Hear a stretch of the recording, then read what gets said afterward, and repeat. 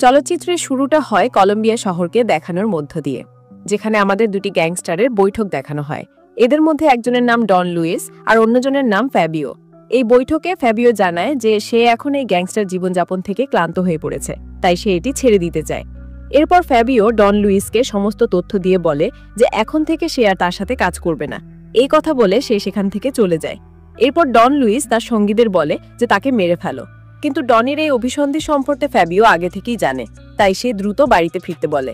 বাড়িতে পৌঁছে আমরা তার স্ত্রী এবং তার মেয়েকে দেখতে পাই। ফ্যাবিও দ্রুত উপরে আসে এবং তার মেয়েকে একটি মেমোরি কার্ড দেয় আর বলে যে এই কার্ডই তোমার পাসওয়ার্ড, এটি তোমাকে আমেরিকায় পৌঁছাবে, যেখানে তুমি তোমার চাচার দেখা পাবে। তার কাছেই তোমাকে তোমার বাকি জীবন কাটাতে হবে।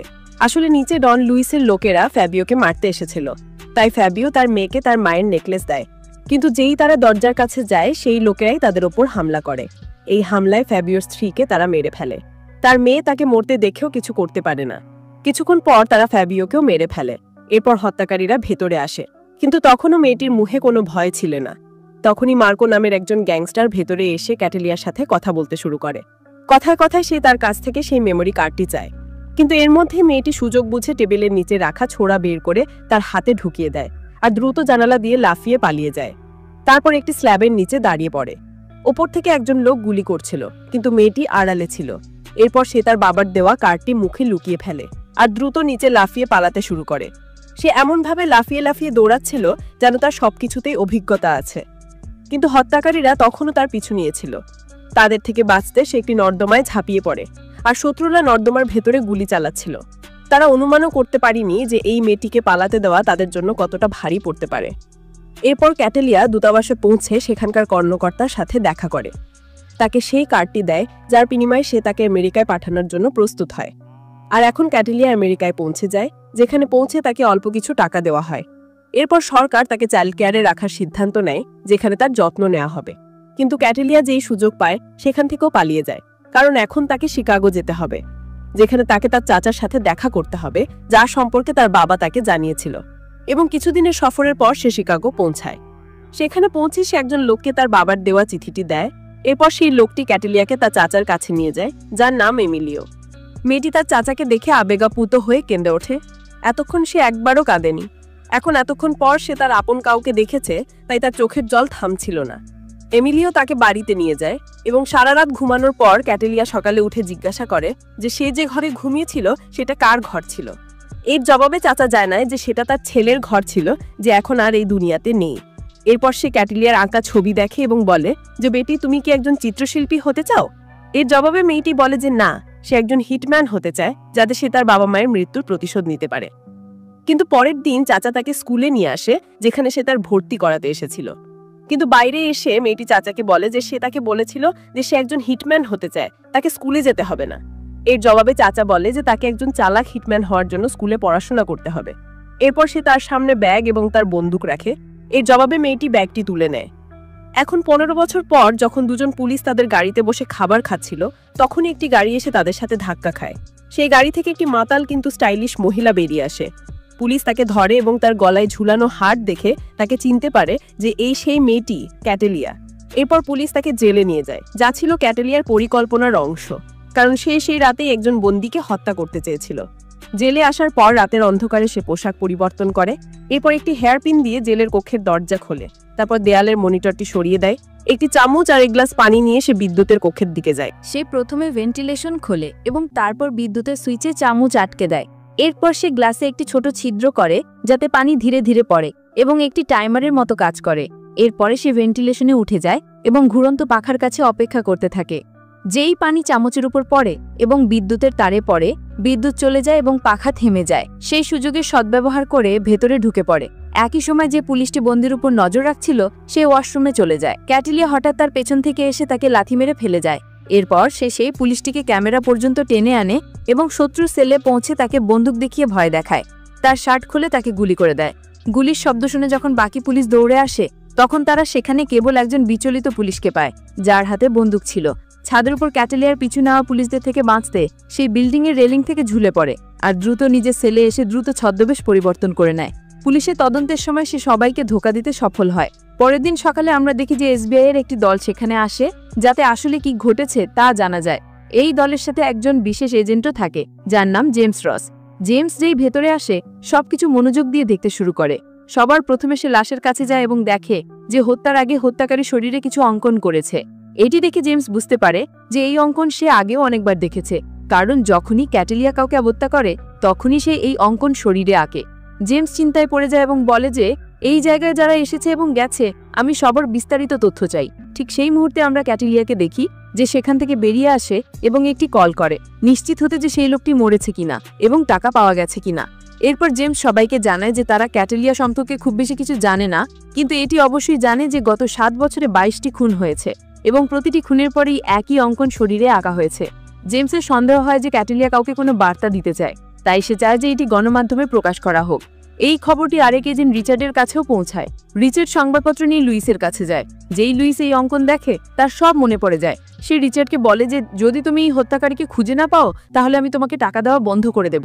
লুইস রেগে যায় এবং মার্কের ওপর চিৎকার করে যে তোমার কারণে আমার ভাবির মেয়ে এখনো বেঁচে আছে আর প্রতিদিন বড় হয়ে আরো বিপজ্জনক হয়ে উঠছে। গত 7 বছরে সে 22টি খুন করেছে। সে যে কোনো সময় আমাদের কাছে পৌঁছতে পারে। জেমস সবাইকে কাজে লাগিয়ে দেয়। প্রত্যেককে হত্যাকারীর সন্ধানে লাগানো হয়। অন্যদিকে আমরা ক্যাটেলিয়াকে দেখি যে তার প্রেমিকের কাছে যায়। দুজনেই একে অপরকে ভালোবাসে। রাতে সে তার সাথে অন্তরঙ্গ হয়, কিন্তু সকালে তার আগেই বেরিয়ে যায়। সে জানে যে এখন সব জায়গায় তার অঙ্কন ছাপা হচ্ছে। মানুষ তার নাম জানে না, কিন্তু তার পরিচয় বিখ্যাত হচ্ছে। মিলি তাকে পরের টার্গেটের কথা জানায় উইলিয়াম অনেকের টাকা আত্মসাৎ করেছে এবং এই কারণে মানুষ তাকে মারতে চায়। জেমস সব জায়গায় সেই অঙ্কনের সংযোগ খুঁজে বের করে এবং জানতে পারে যে এর সম্পর্ক কলম্বিয়ার সাথে আছে। ক্যাটেলিয়া তার 2টি কুকুরকে প্রশিক্ষণ দিচ্ছিল যাতে তারা তার এটি ইশারায় যে কাউকে মেরে ফেলতে পারে। এখন সে উইলিয়ামের বাড়িতে ঢোকার পরিকল্পনা করে। সেই বাড়ির নিরাপত্তা খুব শক্তিশালী ছিল। সে জলের পথ দিয়ে ঢোকার পরিকল্পনা করে, যেখানে 2টি হাঙরও ছিল। ক্যাটেলিয়া একে একে গার্ডদের শেষ করে দেয়। উইলিয়ামের চোখ খুলে এবং দেখে যে তার শরীরেও সেই একই অঙ্কন। সে ভয় পেয়ে বাইরে দৌড়ায়, কিন্তু যেখানেই যায় সেখানেই শুধু তার লোকদের মৃতদেহ দেখতে পায়। এরপর সে সেতু পর্যন্ত দৌড়ায়। ক্যাটেলিয়া তার সামনে আসে এবং তাকে গুলি করে দেয়। উইলিয়াম পানিতে পড়ে যায়। 2টি হাঙর তার উপর ঝাঁপিয়ে পড়ে এবং তাকে মেরে ফেলে। জেমস এখন রিচার্ডের কাছে যায় যাতে সেই অঙ্কন সম্পর্কে আরও কিছু তথ্য পাওয়া যায়, কিন্তু রিচার্ড কিছু জানায় না। যেই জেমস চলে যায়, রিচার্ড মার্কোকে ফোন করে এবং বলে যে এই ব্যাপারটা দিন দিন আরও কঠিন হয়ে পড়ছে। তোমাকে এটা নিয়ন্ত্রণ করতে হবে, না হলে আমরা সবাই ফেঁসে যাব। এরপর আমরা দেখি যে ক্যাটেলিয়া আবার তার প্রেমিকের কাছে যায়, কিন্তু এবার সে উদাস থাকে। সে বলে যে আমি তোমার সম্পর্কে কিছুই জানি না, এখন সবকিছু জানা হয়ে গেছে। ক্যাটেলিয়া কথা ঘুরিয়ে দেয় এবং দুজনে আবার অন্তরঙ্গ হয়। সকালে যখন ক্যাটেলিয়া ঘুমাচ্ছিল তখন ড্যানি তার একটি ছবি তোলে। ক্যাটেলিয়া এটা জানতেও পারে না। যখন সে ওঠে তখন সে মিলির কাছে যায়। মিলি বলে যে এখন সব জায়গায় মানুষ তোমাকে খুঁজছে। রাতে মানুষ এখানে পৌঁছে গিয়েছিল, সেখানে নিরীহ মানুষও মারা গেছে এবং আমার বন্ধুও মারা গেছে। এখন সবার মনোযোগ তোমার উপর। এই সবকিছু এখন অনেক বেশি বিপজ্জনক হয়ে উঠেছে। আমি এটা সহ্য করতে পারছি না, তাই এখন আমাদের দুজনের পথ আলাদা হয়ে গেছে। আমি সবসময় তোমার জন্য ভালো জীবন চেয়েছিলাম, কিন্তু তুমি সবসময় তোমার সমস্যা আরো বাড়িয়েছো, তাই আজ থেকে আমরা আলাদা। এই কথাগুলো শুনে ক্যাটেলিয়া কাঁদতে শুরু করে। অন্যদিকে আমরা ড্যানিকে দেখি যে ক্যাটেলিয়ার ছবি নিয়ে তার বন্ধুর কাছে যায়। সে বলে যে এই মেয়েটি সম্পর্কে আমার প্রতিটি তথ্য দরকার। তার বন্ধু এই ছবিটি পুলিশ স্টেশনে পাঠিয়ে দেয়। ধীরে ধীরে এই ছবিটি সব জায়গায় ছড়িয়ে পড়ে এবং এর লিঙ্ক কলম্বিয়ার একটি পুলিশ স্টেশনের সাথে পাওয়া যায়। এই খবর জেমসের কাছে পৌঁছায় এবং সেই সঙ্গে সঙ্গে একটি ওয়ারেন্ট জারি করে দেয়।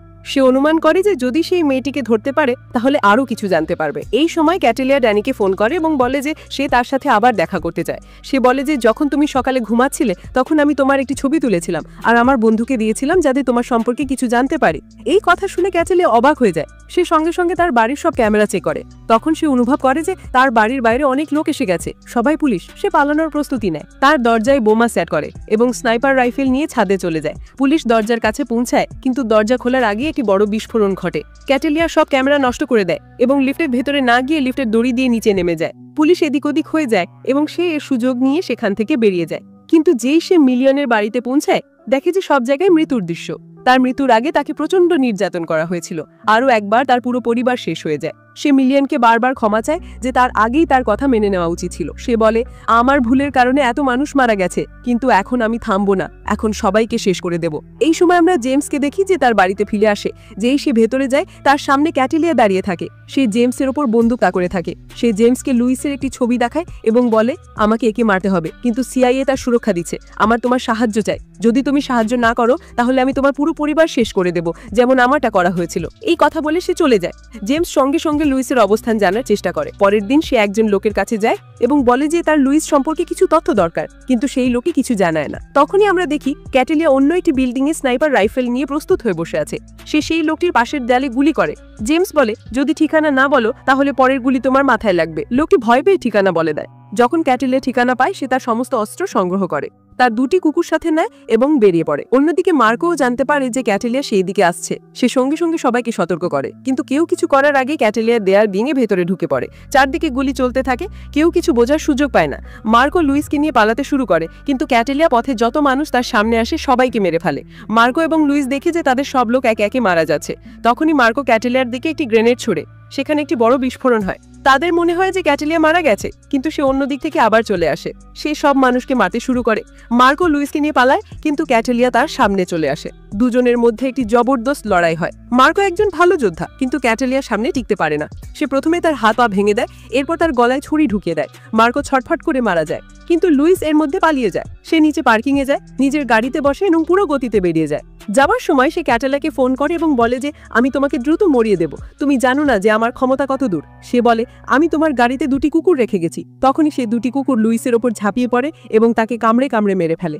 লুইসের মতো খুবই বেদনাদায়ক হয়। এরই সাথে ক্যাটেলিয়ারের প্রতিশোধ সম্পূর্ণ হয়। সে ড্যানিকে ফোন করে, ড্যানি তার কাছে ক্ষমা চায় এবং আবারও তার ভালোবাসা প্রকাশ করে। ক্যাটেলিয়াও তাকে ভালোবাসে এবং এখানে এই চলচ্চিত্রটি শেষ হয়।